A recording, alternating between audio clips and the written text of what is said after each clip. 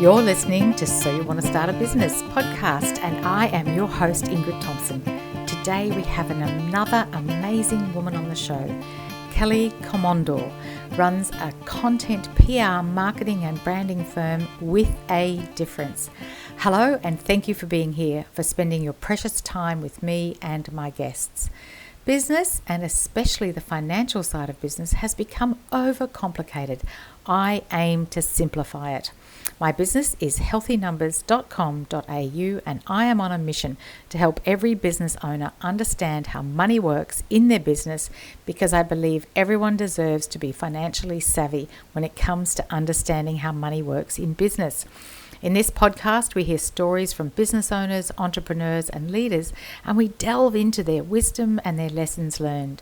We offer easy business life hacks and debunk some of the common business myths, giving you tangible and tactical tools, tips, and tricks to revolutionize how you build your own business. As I said, my mission is to help small business owners find lasting financial safety. That's why I wrote the book, So You Want to Start a Business. This book helps you understand business fundamentals and find your level of financial safety. This book is the only advertising on my podcast. Pretty much every day, someone somewhere in the world buys a copy. So head to wherever you buy your books online or find your local independent and order your copy. Today we meet Kelli, and we talk about much more than getting started in business. We talk about the power of keeping your network strong, Kelli's experience of imposter syndrome, and the role her continual learning approach impacts who she is today. One of my favorite parts of this conversation is how Kelli talks about money and pricing. We touch on so many things. Let's listen in now. Hello, and here we are today with Kelli Komondor. Komondor, now, did I get that right, Kelli? It's close enough. It's Komondor. Komondor. That's that Australianism. I can't, yeah.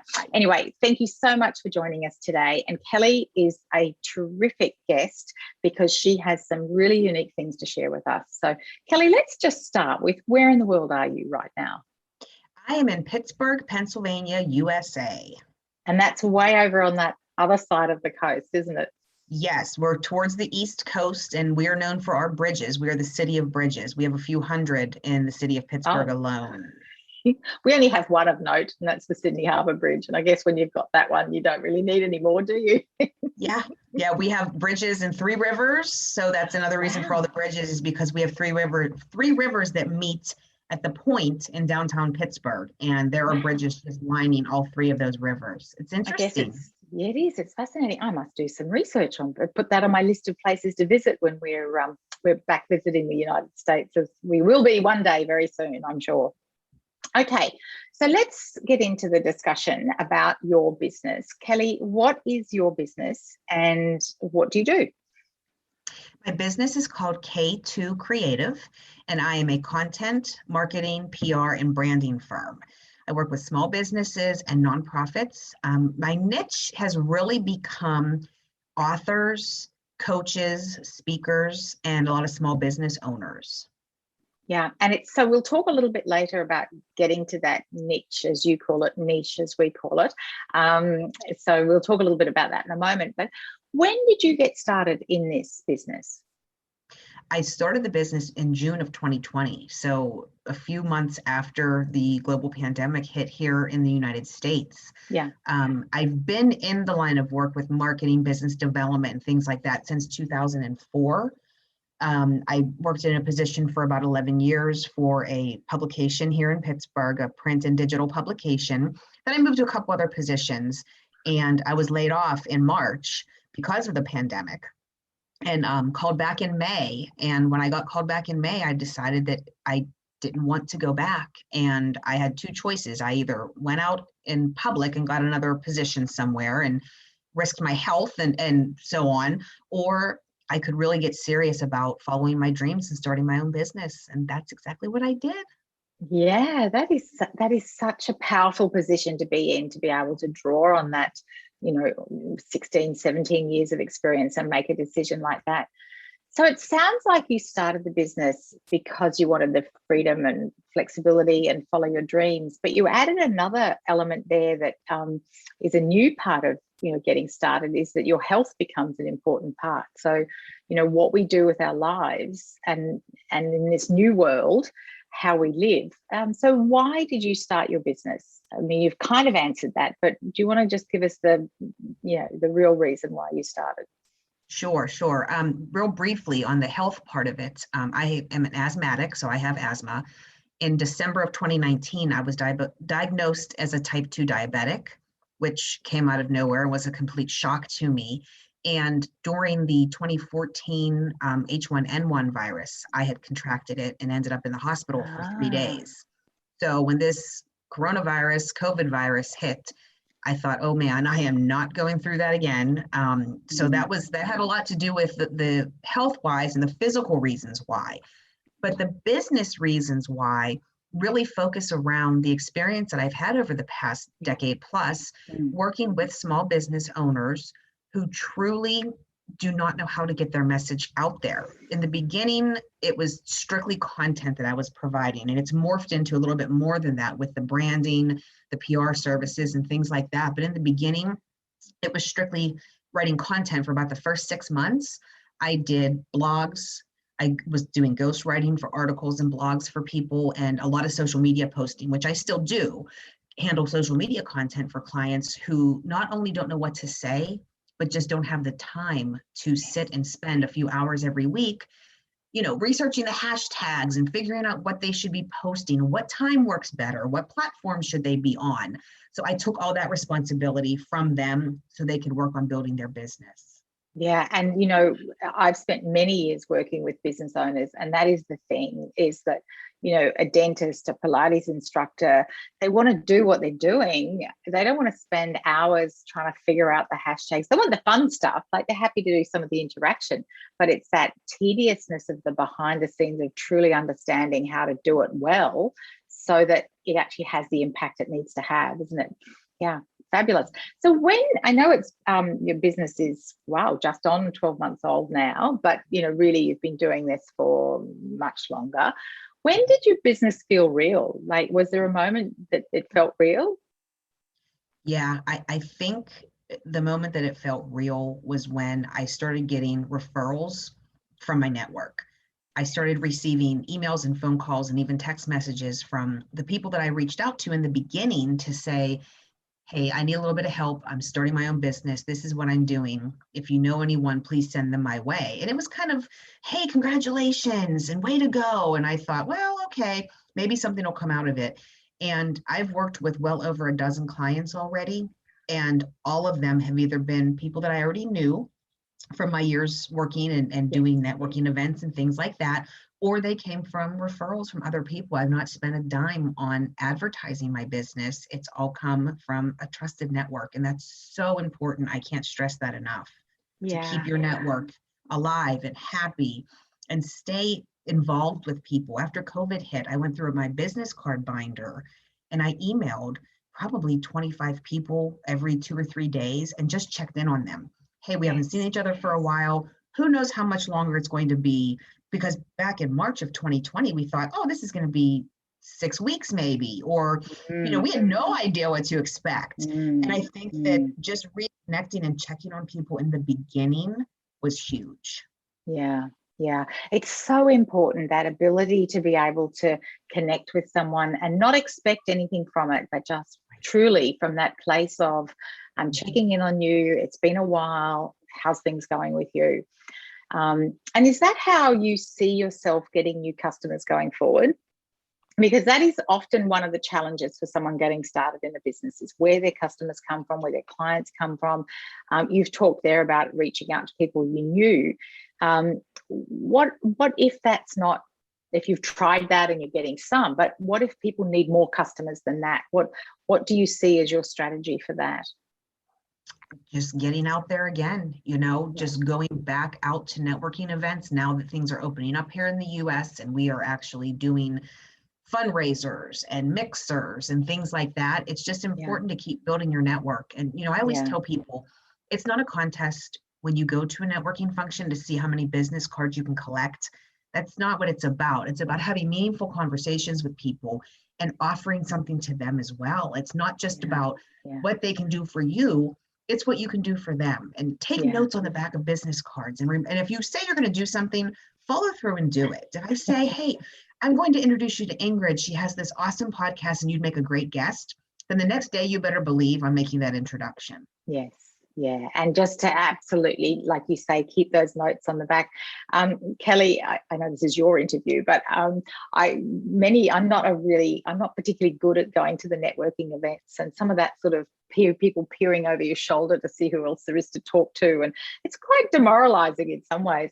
But I remember going to one, and I had two fantastic conversations in the early part of the event. And then the man stood up on the stage and he said, now we're going to have 10 minutes networking. I'm going to ring the bell. You're going to meet people. And I thought, you know what? I've met two really sensational people. That's enough for me. Like I just couldn't imagine trying to meet anybody else. Like I'd had two meaningful conversations, as you say. And I think I went to the bathroom or something, because I just couldn't, the idea of going and kind of doing that business swap with everybody looking around to see who was next and the bell ringing, because that's quite off-putting, isn't it? That's not really what you're talking about, is it? That's not. That's not. I've done speed networking is what we call that. That's what it was called, yeah. Yes, it's like speed dating, I guess, is what that started as years ago before the apps came out for people to find dates.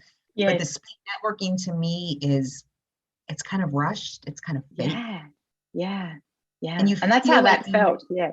Right. And you feel like you have to be on stage with everybody because you only have, say, 60 seconds to talk about who you are and what you do. And then you want to give them time to speak as well. I don't agree with that.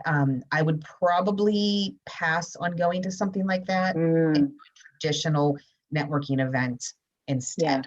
Yeah, some of those, and like you said, there's a whole variety of how we can do that. Yeah, so some really nice wisdom there from you, Kelli.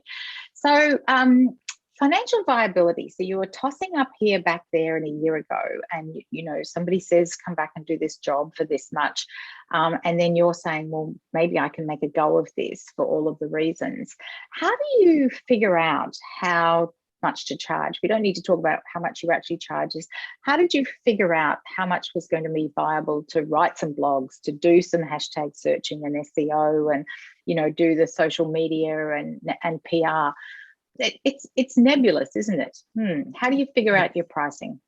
It's the worst part of owning a business. Kelli, can I thank you for being so honest? Say that again. Yes, it truly is. It is truly the thing that really drug me down in the beginning because I couldn't figure out what I was worth, to be honest with you. I'd done some research. You can Google all that stuff and look it up. And there's companies out there that are charging people $3,000 and $4,000 a week to do social media. And I thought, okay, that is not me. At the beginning, I was a one-person shop. Now I do have two very good friends of mine who do some contract work for me that handle some branding and social media and things like that. Honestly, since I am truly a shoot from the hip honest person, in the beginning, I just kind of made it up. I thought, this is what I feel I should be paid to do this. And this is also what I feel is a reasonable price to charge someone. Because don't forget, all of my clients are small business owners, and many of them are one woman or one man shows. So I kind of looked at it like, what would I pay for the same service to be done? Now, that said, the first client that I ever had, I was very underpaid, but I enjoyed the work and I needed to start somewhere. Yes. And I built upon that relationship to understand where I should go with pricing moving forward. And it's worked out for me so far. I have honestly never had a price objective yet. It's been more of a negotiation as to how many social posts does someone want, or how many blog posts per month or newsletters per month do they feel they should be putting out there. I think a lot of people err on the side of caution and they think that less is more, when sometimes, depending on their industry and what platforms they're using, they should be posting more often. If they have something that is very visual and they're an Instagram or a Pinterest user, they should be posting at least once a day, because those are the visual folks that are on there looking for. I have an interior designer. She needs to post all the time. Every time she gets a job, she needs to take 10 or more photos and make sure that we're sharing those with the client's okay, obviously. Yes. To get her business. So it just depends on the industry and the person too. But it is the worst part is the pricing. Yeah, it is. And because there's that whole thing about being able to say the amount out loud. So somebody wants this many posts and this much blog and this many newsletters and this sort of branding and PR. And then for you to say, and that is going to be, $4,000 a week or $2,000 a month, or you have to be able to say it out loud with the right amount of confidence, don't you, that I am really worth this. Yes. And it's consistency too, because in the beginning, I wasn't consistent. And it was kind of like, oh, well, I think this person would be willing to pay me this much. And it wasn't fair. So I do have consistent pricing now. And I really don't stray very far from that, because to me, I'm putting the same effort forward. I don't care if I'm writing for an interior designer, a business coach, a financial advisor. It doesn't matter who I'm writing for or providing PR for, I'm still putting that same effort forward. Yeah, that is so important that there gets that consistency, because you do sometimes feel, I'm thinking about when you're at the markets, like the local farmers market or and someone kind of looks at you to see what you're wearing, to see whether they'll charge you $5 or $10, because there's no pricing on something. And it's like, I won't put my jewelry on or something for, and the same with real estate and some of those things where you feel like the pricing depends on what the person thinks that you will pay. Whereas having that consistency gives everybody the confidence. And that's a business decision that's solid. Kelli, I know there's a question that I hadn't really thought about asking you, is in your previous work, so you've been in the business for a year, had you had to sell yourself in the previous business, or had the business got the clients for you? A little bit of both, to be honest. Okay. I ran a circulation and audience development department for a publication in Pittsburgh where I managed a sales team. So they were more responsible for bringing in the leads and making sure that we sold the publication, that we sold event tickets to networking events that we held and sponsored and things like that. But I also totally switched gears back in 2017, and I managed a small bank branch for 2.5 years. And it was just like a 180 from what I'd ever done. I had no banking experience. I had an amazing manager who saw the potential in me for my marketing know-how, the connections that I had within the city of Pittsburgh and the surrounding areas. And she knew she could teach me the banking part of it. She knew I had management skills. So it was just bizarre that I even got into that to begin with. But all the business sales that I got came directly from me. The managers of the branches were in charge of the business loans, and then the teller type people that were behind the line were supposed to be getting the personal loans and credit cards and things like that. So anything that I did as far as business loans were all leads that I brought in myself, whether they were existing bank customers, or I actually got a few people to switch to our bank because I had previous relationships with them. And I said, hey, come on over to the bank. Let me just explain to you the services we offer and, our fee structure and things like that. So I actually landed a few clients who just switched from their big bank and came to a smaller community bank, which was nice. It is nice. It's wonderful. So Kelli, it does sound to me a recurring theme here is your ability to build relationships with people and to truly connect at a level that gives people the confidence that you not only can do what you do, but you truly care for them and you're going to take care of them. And is that not the underpinning of a successful business in terms of particularly a service-based business where you're working so one-to-one with people? I hope everyone's listening to that. And if you missed that, you can wind back 5 minutes and just listen to all that again. No, I agree. Yeah, I agree, Ingrid. It's so true because people have to know, like, and trust you before they're willing to work with you. That's why I'm very careful about who I bring onto my team. I need to know that they're going to represent K2 Creative in the best way they can. They're going to treat it like it's their own company. Because you make one mistake and that gets out, and the city of Pittsburgh is a big little city, is what they say. because everyone knows everyone. And if not, it's less than 6 degrees of separation, and you can't risk that. Yeah, and you know, you're absolutely it's so true. And so what's really interesting as you're talking there is, you know, we put the Instagram posts and we put the social media and we put the blogs and we put the email newsletters and we do the PR. It's still down to the one-to-one as well, isn't it? Like, all that's important and it has to exist because that's what is the whole ecosystem. It still comes back to being able to, it still comes to the one-to-one, doesn't it? And just you being believable, to be able to get known, to be able to trust you and to like you. And you can do that through all those channels. Yeah, and it's how you make people feel more that one-to-one through those channels. Yeah, so interesting. We could talk all day about that, but we're not going to. So it's a year later. If you could go back to a year ago, to June 2020, and is there anything you might have done differently if you had a magic wand? I know we learn our lessons, etc., but what might you have done differently back then? Honestly, not much. I've been asked this question before, and I feel that it's not a good answer, but it's a truthful answer, because people want to hear some big revelation of, I did XYZ when I should have done ABC. And in my case, it's not really like that, because, and I know this is some of the other things that we were planning on talking about, but I didn't have a huge overhead. I didn't have a huge budget to start. I needed a computer. The room I'm sitting in right now is my son's old bedroom. My kids are both out of the house. My husband and I are empty nesters. So I moved into his old bedroom and created an office space. You know, it wasn't anything that was a huge undertaking as far as pulling away from our finances. Now, that said, I obviously had left full-time position to start the business, which I knew I had to make up for with working for myself. Yeah. But honestly, I don't think that I would have changed a whole lot. I think I probably would have maybe tested a few things a little bit more, because in the beginning, I wanted to be everything to everyone. The list of services I was willing to provide was insane. I don't know what I was thinking, but I kept thinking to myself, people need so much stuff. We're in a pandemic and they need to get their word out there, their name out there. They need to do this. And I just listed everything under the sun that I was capable of doing. So I would have probably honed in on that a little closer. Yeah. Yeah. But honestly, there's not much that I would have done very differently. No, that's a wonderful answer.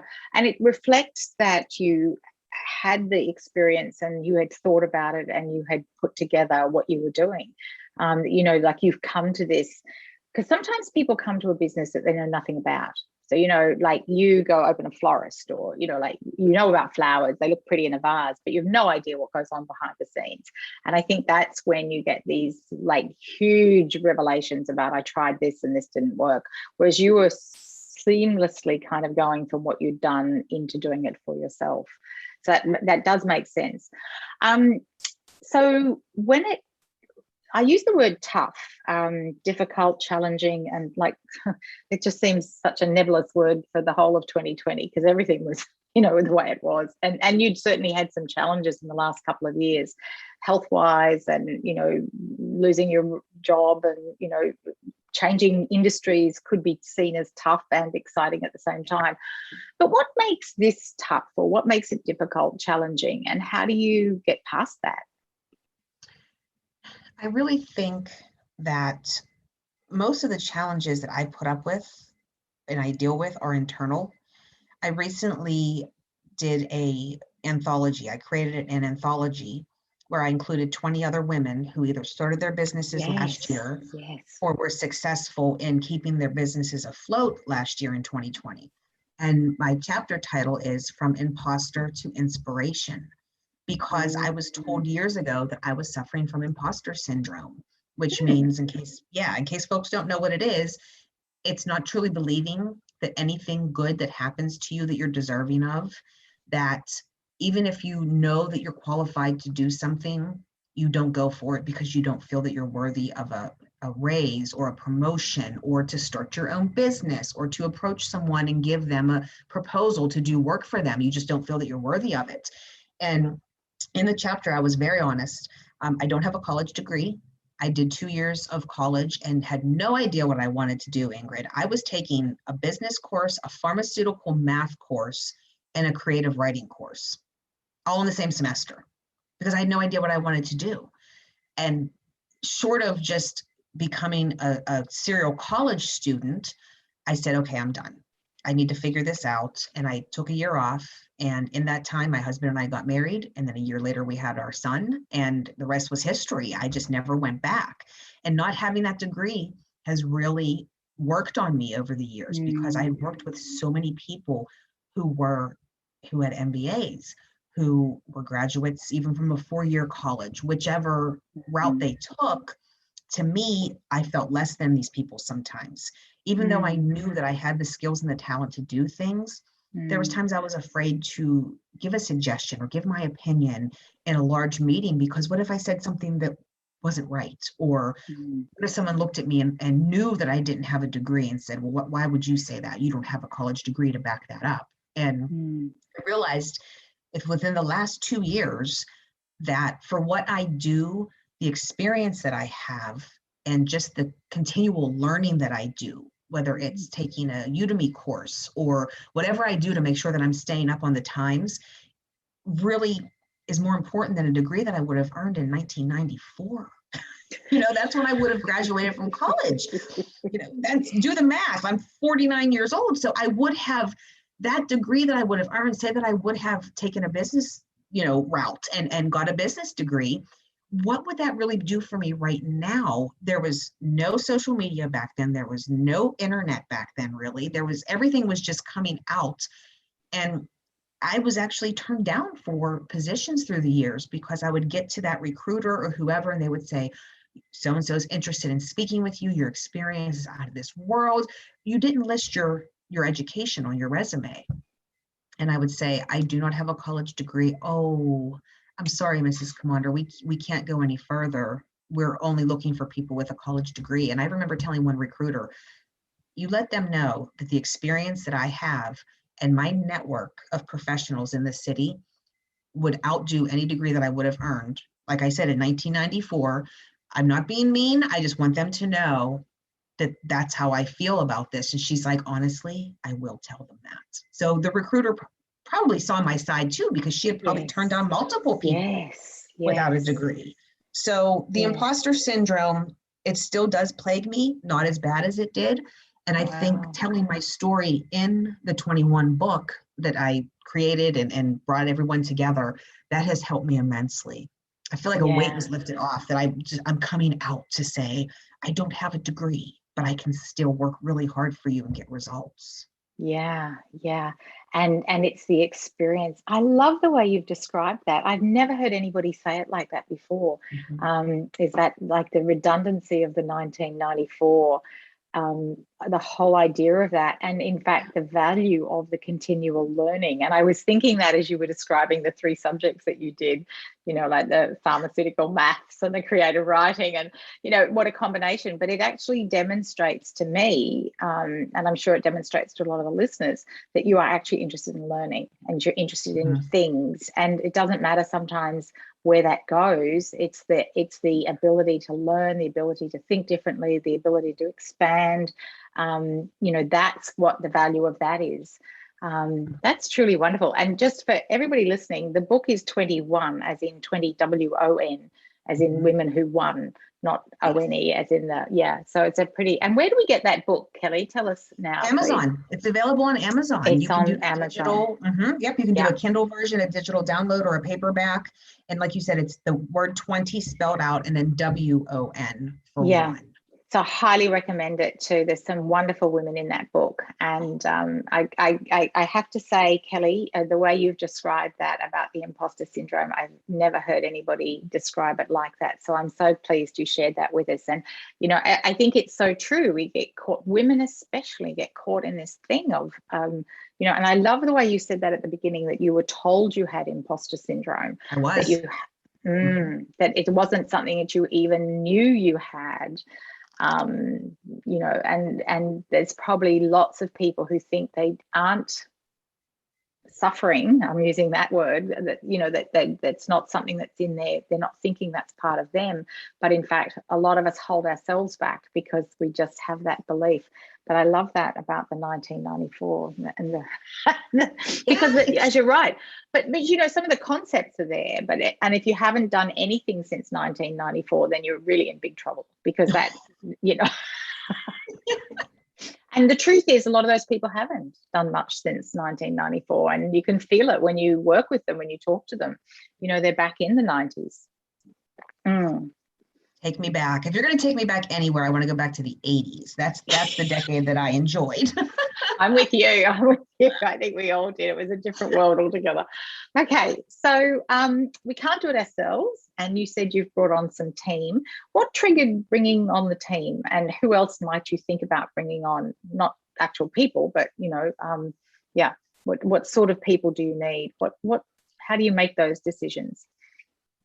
Well, the first person that I brought on was Colleen, who is a graphic designer, and she and I worked together at the business publication years ago, kept in touch, you know, did lunches every now and then, girls' nights, we would get together, things like that. And she actually reached out to me right after I made the announcement of starting the business. And she said, hey, if you're ever thinking about putting branding in as part of your offerings, I would gladly contract for you and create logos for people, brand kits, things like that. And I thought, okay, so that big old list that I had, I added branding to that list, which stuck, thankfully.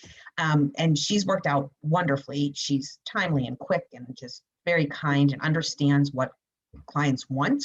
You know, they can have a conversation with her on the phone or on a Zoom or by email, and boom, she has 3 to 5 logos created for them that they can't even choose between sometimes. So that has worked out really well. And she's also started to take on a couple social clients for me as well, because the social media got a little bit overwhelming to me. It was, you know, too many clients needing too many posts.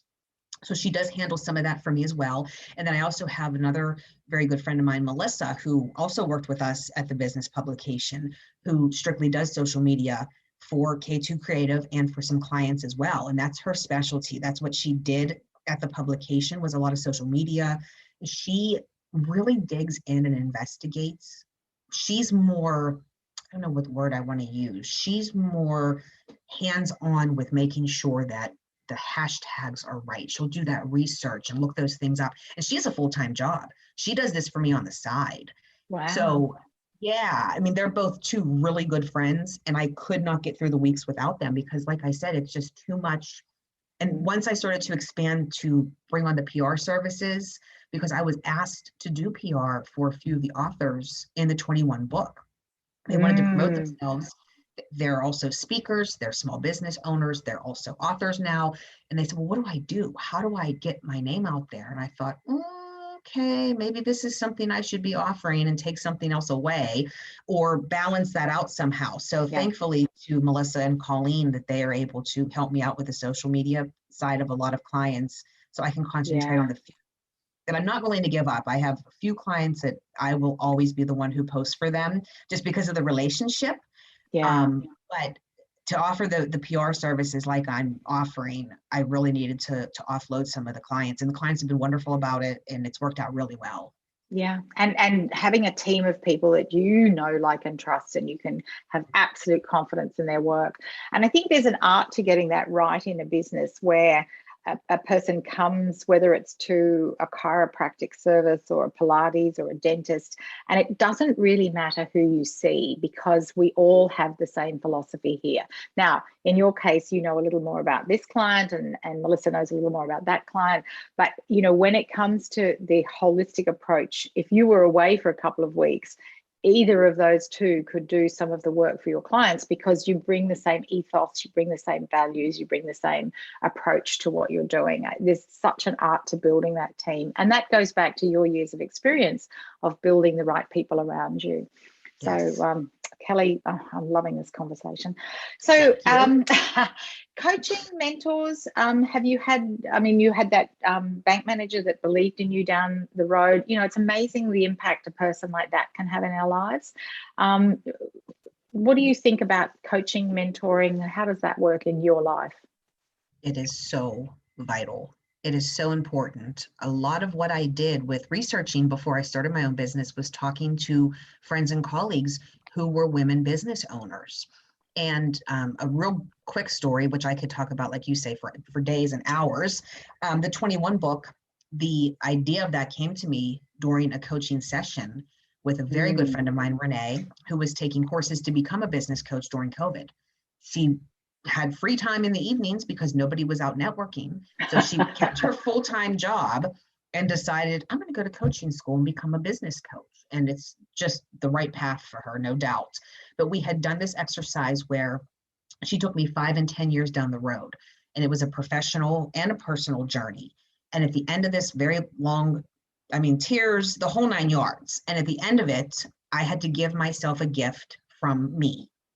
And it was a book that I wrote. That's what I wanted to give myself, because I've always wanted to become an author. Yeah. And she said to me, well, why 5 or 10 years from now? Why not now? I said, Renee, we're in the middle of a pandemic. I just started a business. How am I going to write a book on top of all of that? And then in a side conversation a day or two later, she said, why don't you think about an anthology? You would only be responsible for writing your chapter. And if you decide to write the intro and the conclusion, yes, you'd have to manage the whole project. But if you wrote an anthology, it would be writing a book that you didn't have to write the entire thing. And that was in October of 2020. November, the whole 21 and choosing 20 other women to write it with me, it came to me in November, the idea. I met with my writing coach and editor the first week of December, and the book came out April 21st. That is how quick it went from an idea in October to actually being published in April, 6 months. Isn't that astounding?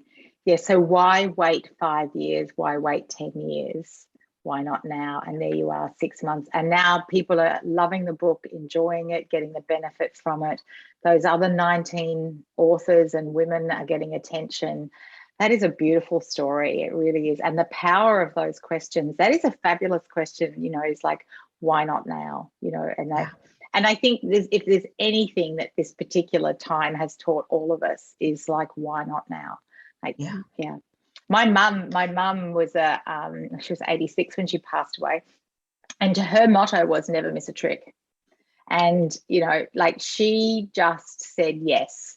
She didn't put herself in any real danger. Well, she did actually sometimes, but I grew up in a house where mum's motto was never miss a trick, and and a dad who was incredibly conservative. So yes, you get the balance right.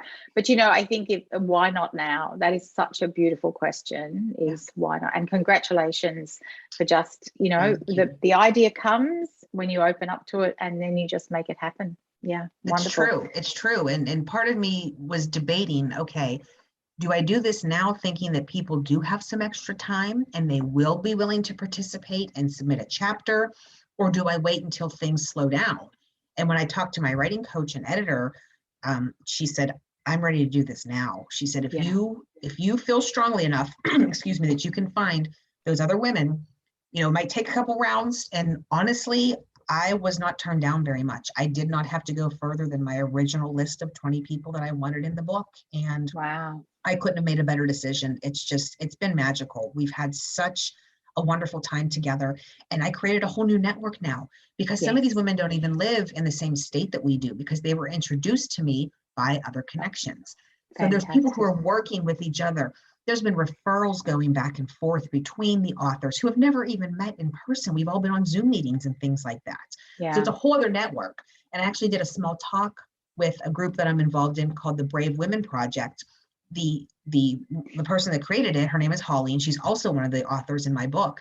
She asked me to talk about creating a village. How did you create this village of women to say yes to you to be in this book, when some of them you've never met in person? It's true. There's some of the women in the book I've never met in person. One of them is my bookkeeper.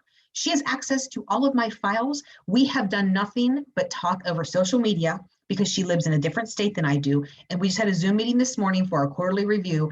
And I brought her on board because I knew in my heart that I could trust her and I liked her. So she's my bookkeeper. She's in the book. I've never met her a day in my life. She knows all about your money. You just know.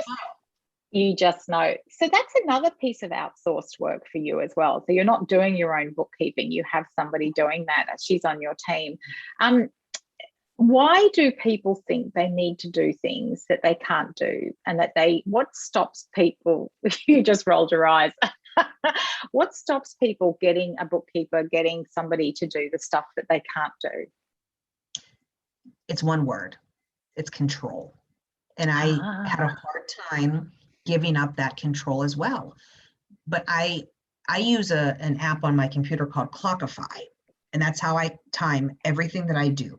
I have a bunch of things listed under my own company so that I can see where I'm putting my efforts and my energy into.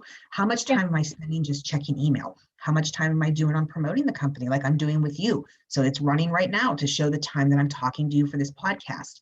Yep. Whenever I went back and looked after the first few months, the time I was spending on banking, invoicing clients, and I forget what other category I had, was ridiculous.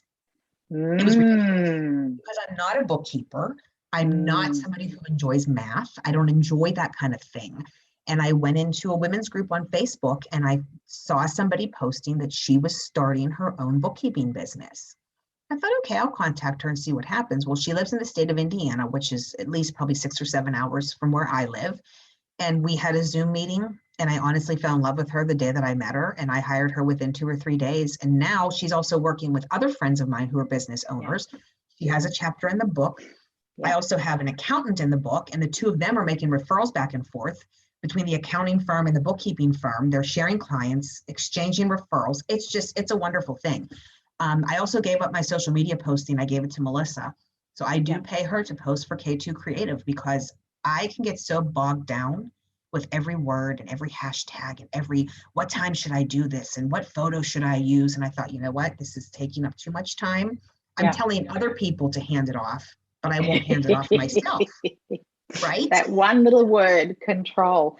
I think there's something magic that's come out of that explanation, is having something like Clockify that actually tracks your time, because I love data and statistics, and I think data and facts points you in the right direction.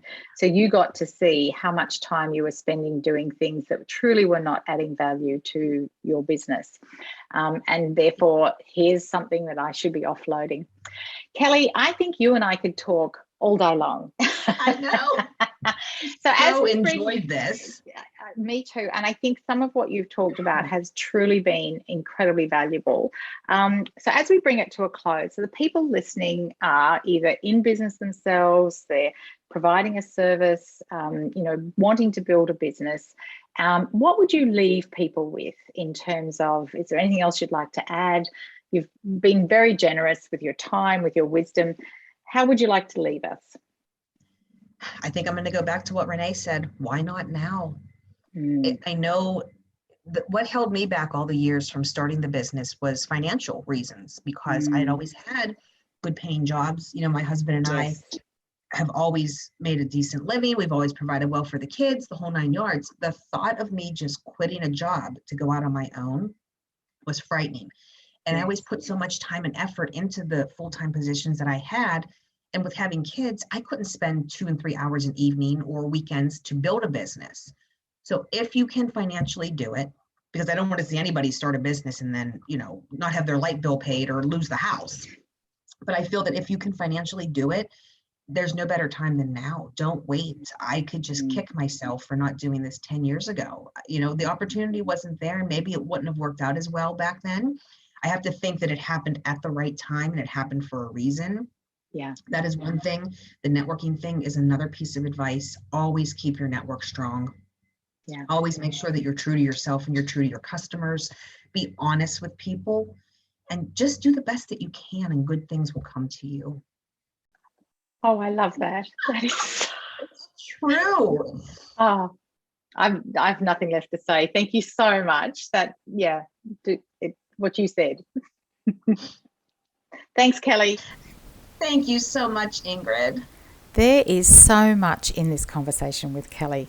I love what she said right there at the end. Always keep your network strong, be honest with people, and do the best you can, and good things will come to you. I'm off to investigate Clockify. How powerful to be able to see exactly how much time is spent doing this and that. Do you ever have those days where you feel like, where did today go? So something like Clockify can certainly help with that. What is your standout from this conversation? You know, when we pursue business and entrepreneurship based on core values and deepest integrity, and at the same time build a financially successful business, we live richer, fuller lives. As always, I ask, what action are you inspired to take today? What action did Kelli inspire you to take today? Till the next time, thanks for listening.